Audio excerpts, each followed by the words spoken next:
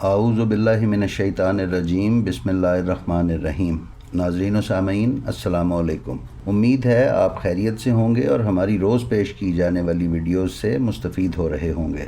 ناظرین، ہمارے سلسلے منظر بمنظر کربلا کی پچھلی ویڈیو میں ہم نے آپ کو بتایا تھا کہ امام حسین علیہ السلام سفر کرتے کرتے زبالہ اور پھر زبالہ سے درہ عقبہ کی منزل تک آ پہنچے تھے۔ اب تک ہماری کوشش یہی رہی ہے کہ کسی چھوٹے سے چھوٹے واقعے کو بھی نظر انداز نہ کریں اور منوعاً آپ کی خدمت میں پیش کر دیں۔ ناظرین، درہ عقبہ کے بعد کی منزل شراف کی منزل ہے اور پھر شراف کے بعد ذو حسم کی منزل آتی ہے۔ یہ دونوں منازل امام کے سفر میں انتہائی اہمیت کی حامل ہیں۔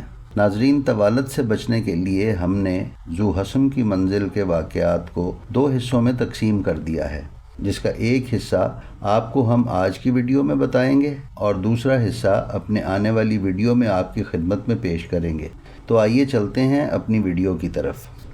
ابو مخنف کی روایت کے مطابق بنی اکرمہ کے ایک فرد لوزان نے ابی مخنف سے نقل کیا کہ اس کے ایک چچا نے اس واقعے کو اس سے بیان کیا تھا کہ امام علیہ السلام کا قافلہ درہ عقبہ کے بعد منزل شراف پر پہنچا۔ شراف نام کی جگہ کربلا کے راستے میں مکہ اور کوفہ کے درمیان میں واقع ہے۔ شراف کے معنی بلند پانی کے ہیں۔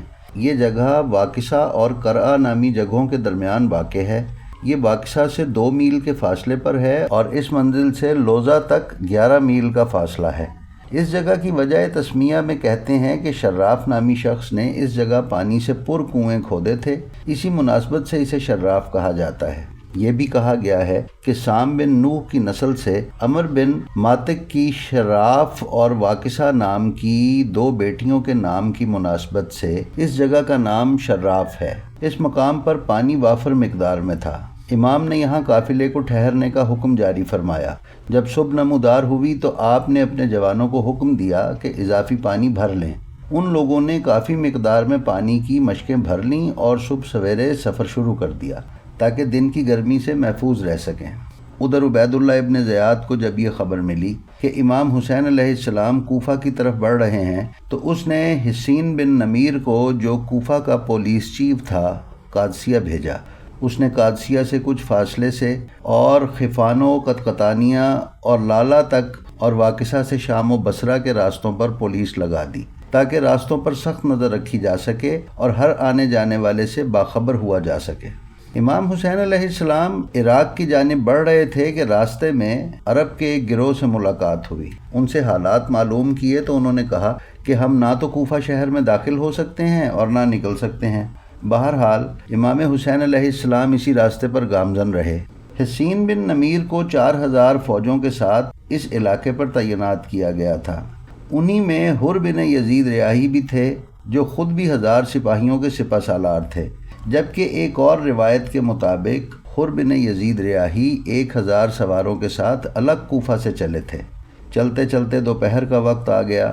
ابھی قافلہ محو سفر ہی تھا کہ کسی نے کہا اللہ اکبر، تو امام حسین علیہ السلام نے بھی جواباً اللہ اکبر فرمایا۔ پھر پوچھا کہ تم نے یکا تکبیر کیوں بلند کی؟ اس شخص نے کہا، دور عراق کے نخلستان دیکھ کر ہم نے خوشی سے تکبیر کہی ہے۔ اس پر قبیلہ بنی اسد کے ان دونوں لوگوں یعنی عبداللہ بن سلیم اور ابن مشمعیل اسدی نے کہا کہ ہم نے اس مقام پر اس سے پہلے کھجور کا ایک بھی درخت نہیں دیکھا۔ امام حسین علیہ السلام نے ان سے پوچھا، تم کیا سمجھتے ہو کہ پھر اس شخص نے کیا دیکھا ہے؟ تو انہوں نے جواب دیا، ہم تو اس بات پر یقین رکھتے ہیں کہ اس نے گھوڑ سواروں کے سر و گردن کی کنوتیاں دیکھی ہیں۔ اس پر اس مرد نے کہا، میں بھی یہی سمجھتا ہوں کہ یہی ہوگا، نہ کہ کھجوروں کے درخت۔ ناظرین، کنوتیاں یعنی گھوڑوں کے سر پر لگا ہوا گلدستے کی شکل کا پروں کا پھندنا کنوتی کہلاتا ہے۔ کچھ نے کہا، ہمیں تو کوئی لشکر معلوم ہوتا ہے۔ امام نے کہا، مجھے بھی ایسا ہی معلوم ہوتا ہے۔ پھر امام نے فرمایا، کیا ہمارے لیے یہاں کوئی ایسی جگہ مل سکتی ہے کہ اس کو پشت پر رکھ کر ان لوگوں سے ایک ہی رخ سے سامنا کریں؟ لوگوں نے عرض کیا کہ کیوں نہیں، ذو حسم کا علاقہ آپ کے اس طرف موجود ہے، آپ اپنے بائیں جانب اس کی طرف مڑ جائیں۔ اگر ہم لوگ جلد اس طرف مڑ گئے تو وہی ہوگا جو آپ چاہتے ہیں۔ یہ سن کر امام حسین علیہ السلام نے بائیں جانب کا رخ کیا اور ذو حسم پہنچنے میں جلدی کی۔ لہٰذا ان لوگوں سے قبل یعنی اس لشکر سے قبل یہ قافلہ ذو حسم میں موجود تھا۔ ان لوگوں نے جب دیکھا کہ امام کے قافلے نے اپنا راستہ بدل دیا ہے تو وہ لوگ بھی اسی جانب بڑھنے لگے۔ ذو حسم اصل میں ایک پہاڑی کا نام ہے اور اس کے اور عذیب الحجانات کے درمیان کوفہ تک 33 میل کا فاصلہ ہے۔ امام حسین علیہ السلام نے وہیں پڑاؤ ڈالا اور حکم دیا کہ خیمے نصب کر دیے جائیں۔ جوانوں نے خیمے لگانا شروع کر دیے۔ ابھی تھوڑی دیر بھی نہ گزری تھی کہ گھوڑ سواروں کے سر دکھائی دینے لگے۔ ان کے پرچم گویا پرندوں کے پروں کی طرح تھے۔ دیکھتے ہی دیکھتے ساری فوج پہنچ گئی اور وہ 1000 گھوڑ سوار تھے جن کا سربراہ حر بن یزید تمیمی یربوی رعاہی تھا۔ دوپہر کی جھلسا دینے والی گرمی میں حر اپنے رسالے کے ہمراہ امام حسین علیہ السلام کے بالمقابل آ کر کھڑا ہو گیا۔ ادھر حسین علیہ السلام اور ان کے اصحاب سروں پر امامے رکھے اپنی تلواروں کو نیام میں ڈالے کھڑے تھے۔ حر کی فوج کی تشنہ لبی دیکھ کر امام حسین علیہ السلام نے اپنے جوانوں سے فرمایا، اس فوج کو پانی پلاؤ اور انہیں سیراب کر دو، نیز ان کے گھوڑوں کو بھی سیراب کرو۔ حکم پاتے ہی حسینی جوان ہاتھوں میں مشقیں لیے اٹھے اور سب کو پانی پلانا شروع کر دیا، یہاں تک کہ سب کو سیراب کرنے کے بعد بڑے بڑے پیالوں، تشتوں اور پتھروں کے بڑے بڑے برتن پانی سے بھر کر گھوڑوں کے سامنے رکھ دیے۔ جب وہ گھوڑے 3، 4 یا 5 بار پانی میں منہ ڈال کر پھر اس سے اپنا منہ نکال لیتے تھے تو یہ جوان پانی کے ان برتنوں کو دوسرے جانوروں کے پاس لے جاتے تھے۔ اس طرح سارے کے سارے گھوڑے سیراب ہو گئے۔ علی بن طوان محاربی کہتا ہے کہ میں حر کے رسالے میں موجود تھا، لیکن میں اپنے لشکر والوں میں سب سے آخر میں پہنچنے والوں میں تھا۔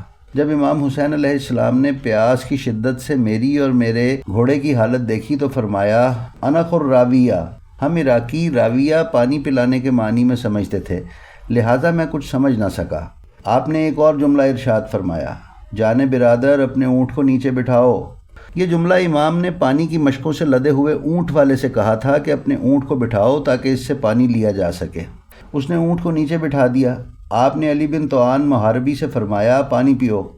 محاربی کہتا ہے کہ میں جب بھی پانی پینا چاہتا تھا پانی مشق سے گر جاتا تھا۔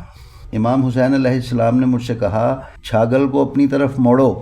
محاربی کہتا ہے کہ میری سمجھ میں کچھ نہیں آ رہا تھا کہ میں کیا کروں، تو خود امام حسین علیہ السلام کھڑے ہوئے اور چھاگل یعنی مشق کو موڑ کر میرے منہ سے لگا دیا۔ میں نے پانی پیا، اس کے بعد اپنے گھوڑے کو پانی پلایا۔ جی تو ناظرین، یہ تھی ہماری منظر بہ منظر کربلا کے سلسلے کی آج کی قسط۔ اس سے آگے کے واقعات اور حر بن یزید سے امام کی ملاقات اور گفتگو ہم آپ کو اسی سلسلے کی اگلی قسط میں پیش کریں گے۔ اگر آپ چاہتے ہیں کہ آپ کو ہماری تمام ویڈیوز ملتی رہیں تو برائے مہربانی ہمارے چینل کو سبسکرائب کر لیں اور بیل آئیکن کو کلک کر دیں تاکہ آپ ہماری کسی بھی ویڈیو سے محروم نہ رہ سکیں۔ السلام علیکم۔